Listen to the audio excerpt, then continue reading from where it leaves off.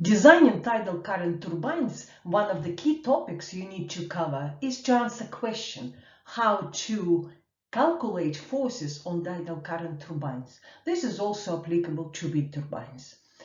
Hydrodynamic forces come from interaction of the tidal flow, or for case of wind turbines or wind flow, with the structure. To determine flow velocities and forces on structure, we need to know boundary layer theory. And in this lecture, we start covering physical principles associated with boundary layer theory. The outline of this part of the topic is we would cover boundary layer, then we would cover flow structure of a turbulent boundary layer, and within this part, we would consider mean flow, turbulence, and flow structure interactions. And within flow structure interactions, we will have a very important topics such as drag and lift forces, drag coefficients, and other topics. But the learning outcomes of this lecture are boundary layer, and we will give introduction to the boundary layer concept. Let's start with definition of the boundary layer. Assume we have uniform homogeneous flow from left to right. And I define my velocity as um. Uniform flow means that velocity is constant and does not change across the flow. Now let's see what will happen with the velocity profile if we install a flat solid plate within the flow. We need to answer the question how velocity profile close to the solid plate will change. To help to answer this question, we need to recall two fundamental features of the fluid flow. And these features are no discontinuity in velocity field and no slip condition. No slip condition means that at the boundary between fluid and solid, the fluid velocity is equal to the velocity of the solid. So if your plate is fixed and stationary, does not move, it means that fluid that is attached to the plate is not moving and velocity of this fluid will be zero. And if we recall these two fundamental features, the velocity profile will change from zero on the plate to velocity of the mainstream velocity, which is um. Therefore, the layer can be divided into two regions. Boundary layer, close to the solid plate, and external flow. And velocity profile will be smoothly changing from zero to the value of mainstream velocity. And this is no discontinuity, that the velocity profile will be changing smoothly. Therefore, the boundary layer is defined as the region where velocity increases rapidly from zero and approaches the velocity of the mainstream. This concept was introduced by Ludwig Prandtl in 1904.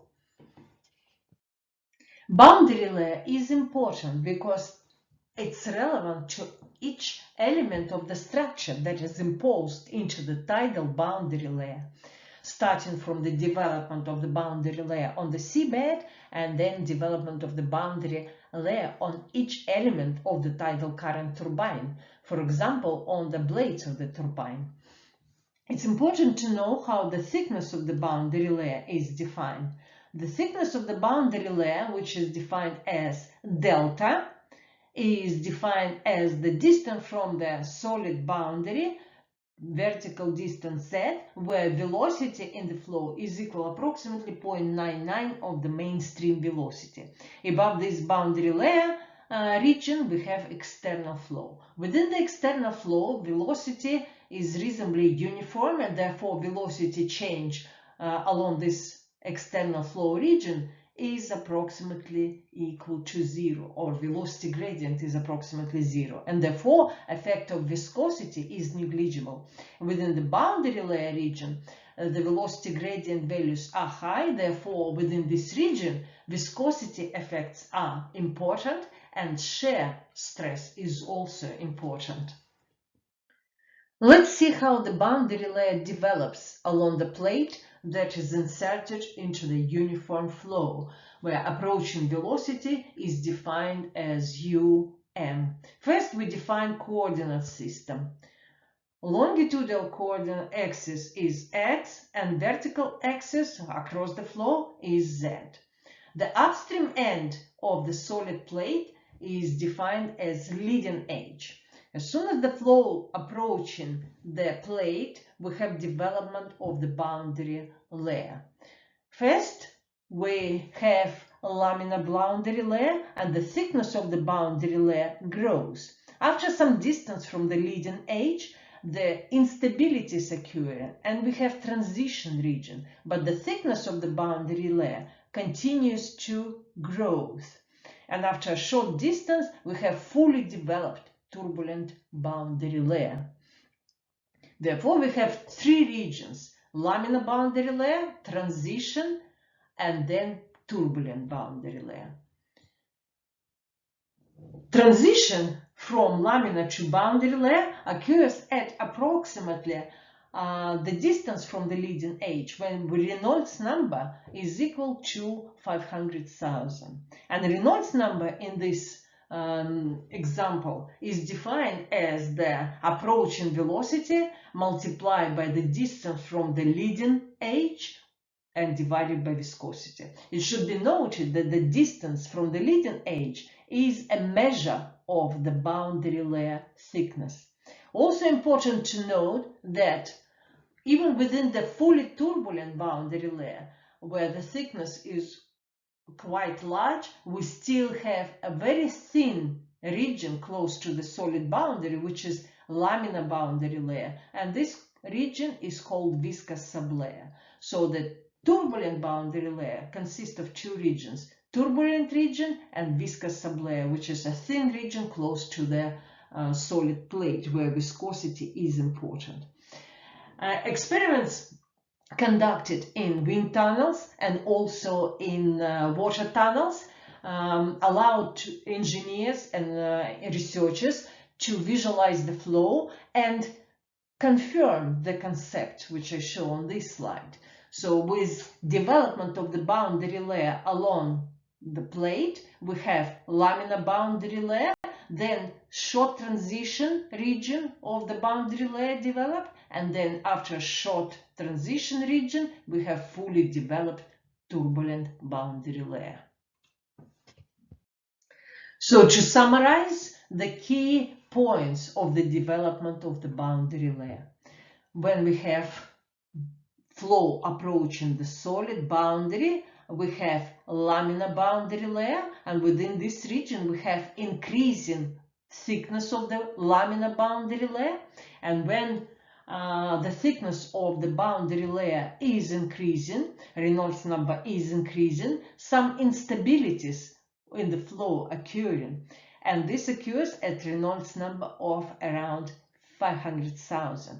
After a short transition region, we have turbulent boundary layer region, and this turbulent boundary layer region consists of two regions: turbulent region and a very thin viscous sublayer, which is always, even for fully turbulent boundary layers, always exist due to no slip conditions on the solid boundary.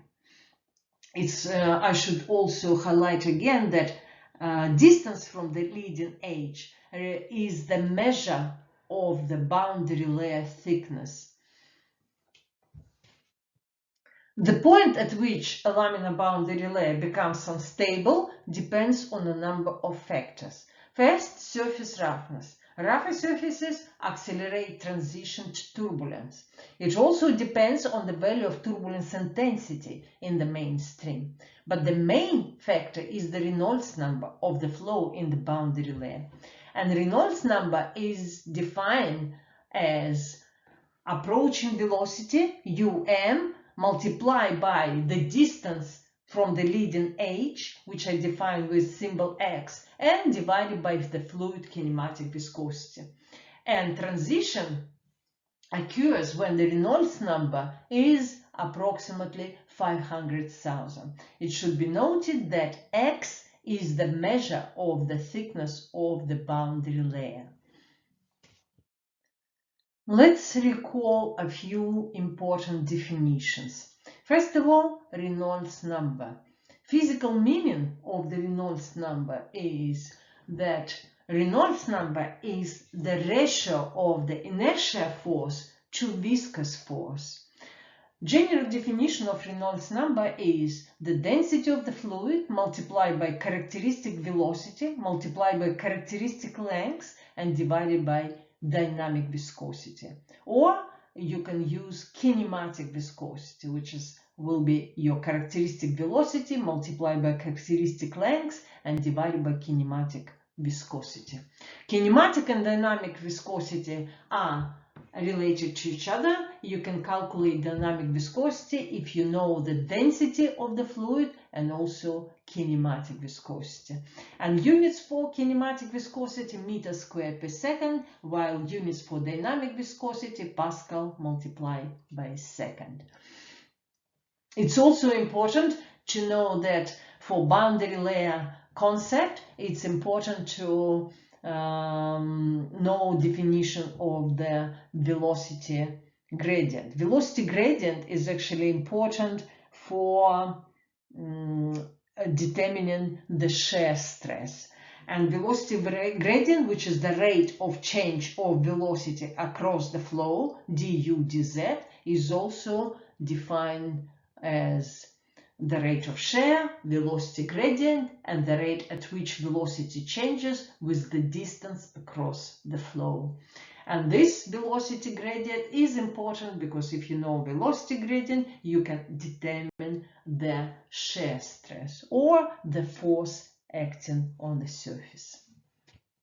Designing an individual tidal current turbine or tidal current turbine farm, an engineer needs to consider a range of factors that are important for design purposes. The most important are seabed surface roughness effects and also effects of flow non-uniformity.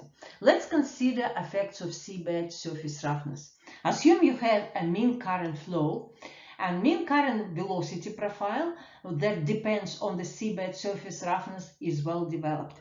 If you have sudden abrupt change in seabed roughness, there is development of so-called internal boundary layer occurs. Above this internal boundary layer, there is still an external boundary layer that was developed upstream, and there is a lot of flow instability and also turbulent eddies where these two boundary layers join each other. These two boundary layers appears like embedded one into another. In real life, actually, situation may be even more complex, and there could be more than two boundary layers which are embedded into one into another. With further development of internal boundary layer along the seabed, the thickness of the boundary layer grows, and eventually it will occupy the whole water column. Therefore, when you design a turbine, you need to ensure that you position your turbine in an area that there is no effects of flow instabilities of those turbulence radius due to change in seabed roughness to avoid any structural damage to the turbine. Also, for design purposes, it's important to consider flow non-uniformity. Most boundary layers encountered in practice are turbulent for most of their lengths. And the example, of course, is our tidal flow. Let's consider effects of flow non-uniformity. Effects of flow non-uniformity should be taken into account when you position tidal current turbines. Most designs assume that the turbine is exposed to the flow where approach velocity is uniform and does not change from the bed to the sea surface. However, in real life, velocity changes from zero on the seabed to the maximum velocity on the sea surface. And as you can see in this example diagram, velocity at the level where there is a low part of the rotor, U2, is smaller compared to the velocity at the top part of the rotor, U1. And because of this change in velocities, there could be structural damage to the turbine rotor, and therefore when you decide where to position tidal current turbine, you would need to choose a region with minimal flow non-uniformity, that the velocity is approximately constant. Effects of not only vertical flow non-uniformity on turbine performance should be taken into account when you design a turbine, but also a horizontal flow non-uniformity, because behind the turbine there is a wake region, and when you design an array of turbines, you need to be able to estimate effects of this wake region, and for this you would need to be able to predict velocity profile along the flow and also across the flow. To consider velocity profile more specifically, we need to introduce some more definitions, and then we would be able to consider velocity profile for tidal flows.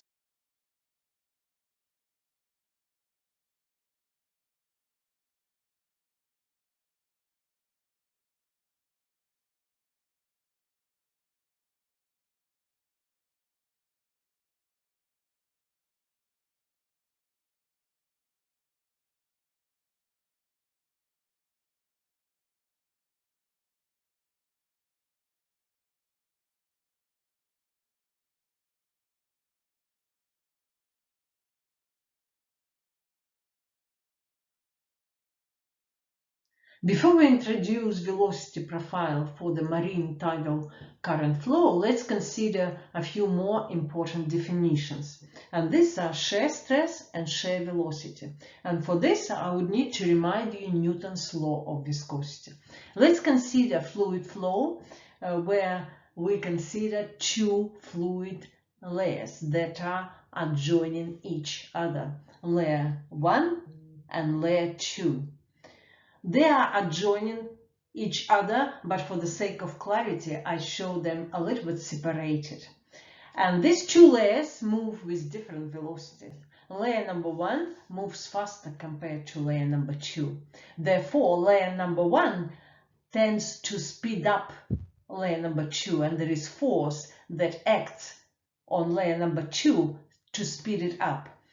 By Newton's third law, there is force that is exerted by fluid layer number 2 on fluid layer number 1, because fluid layer number 2 tends to slow down fluid layer number 1. And if we consider velocity profile, this is how it will look. Between different adjoining layers, velocity will be different, because it will be changing from 0 on the bed to maximum velocity on the sea surface. And Newton postulated that if the force acts over an area of contact A, which is the surface area between two adjoining layers, then the shear stress is given by the equation as this force divided by area, or the shear stress would be proportional to the velocity divided by the distance. And he introduced also a proportionality coefficient, which is just dynamic viscosity. In general term, it could be written as dynamic viscosity multiplied by velocity gradient, which is du over dz. And what is the viscous shear stress on the wall in the fluid? And viscous shear stress on the wall in the fluid would be if you calculate the bed shear stress taking the coordinate z just at the bed of your surface. And shear stress units are Pascal. And shear velocity is the velocity scale of the bed shear stress. So if you take square root of the bed shear stress divided by density, you would have shear velocity. So basically, shear velocity is the shear scale of the bed shear stress. And bed shear stress is important because with bed shear stress, you can predict the force acting on the seabed. And with this, you can predict bed stability and actually estimate bed erosion for your design of turbine to install to ensure that the turbine is stable.